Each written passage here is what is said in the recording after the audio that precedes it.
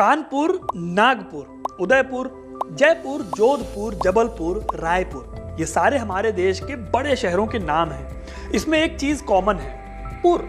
अभी रुकिए, एक और लिस्ट बताता हूं आपको। इलाहाबाद, गाजियाबाद, हैदराबाद, फरुखाबाद, मुरादाबाद, अहमदाबाद, फिरोजाबाद, इन शहरों के नामों में भी आपको एक चीज कॉमन मिलेगी। ये चीज है बाद या आबाद। ऐसे सैकड़ों शहर हैं जिनमें इन दोनों सफिक्स या प्रत्यय का इस्तेमाल आपने नोटिस किया होगा, लेकिन क्या आपको इन दोनों का ही मतलब पता है?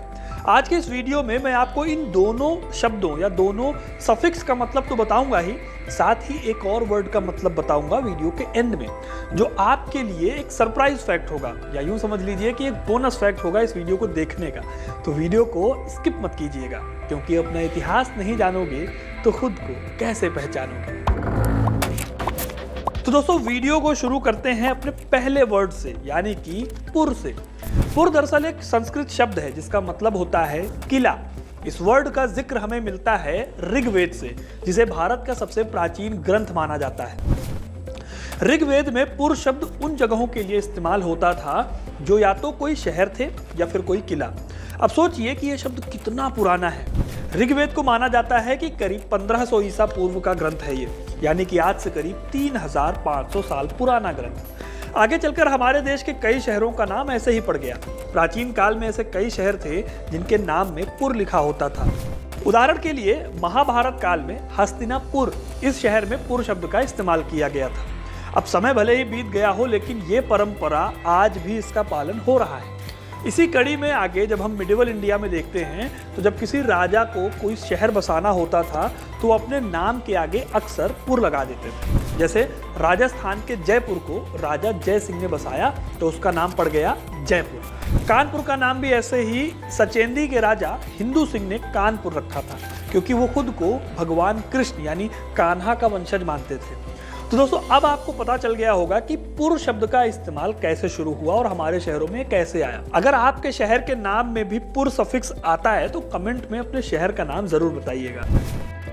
अब आते हैं दोस्तों इस सवाल पर कि शहरों के नाम के पीछे आबाद क्यों लगा होता है, जैसे कि इलाहाबाद, मुरादाबाद, फरुखाबाद, हैदराबाद वगैरह वगैरह। यहाँ तक कि पाकिस्तान में इस्लामाबाद और बांग्लादेश में जलालाबाद भी है।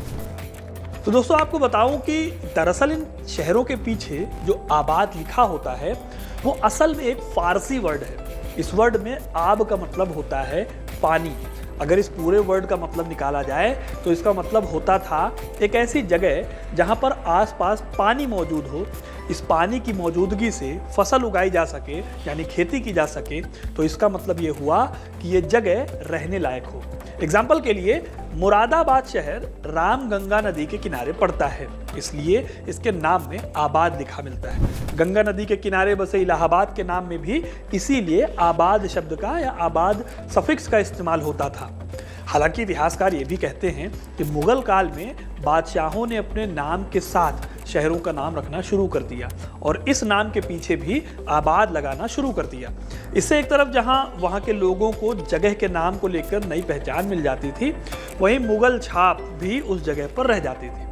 अगर इसका एग्जाम्पल देखना है तो यूपी में एक जिला है फिरोजाबाद। ये जो शहर है ये फिरोज शाह के नाम पर इसका नाम रखा गया था।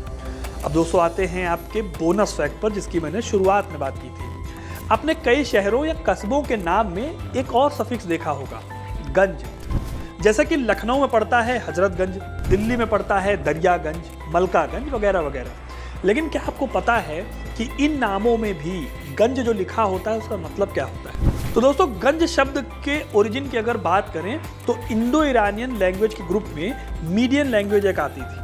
इस समय में इस शब्द को खजाना रखने वाली जगह के लिए इस्तेमाल किया जाता था। फिर जैसे जैसे टाइम बदलता गया, इस वर्ड को और भी जगहों पर यूज किया जाने लगा। वैसे दोस्तों, संस्कृत में भी गंज शब्द का जिक्र मिलता है। माना जाता है कि यह शब्द संस्कृत के गज शब्द से निकला है और फिर आगे चलकर इस वर्ड के और भी नए नए मतलब बनते चले गए।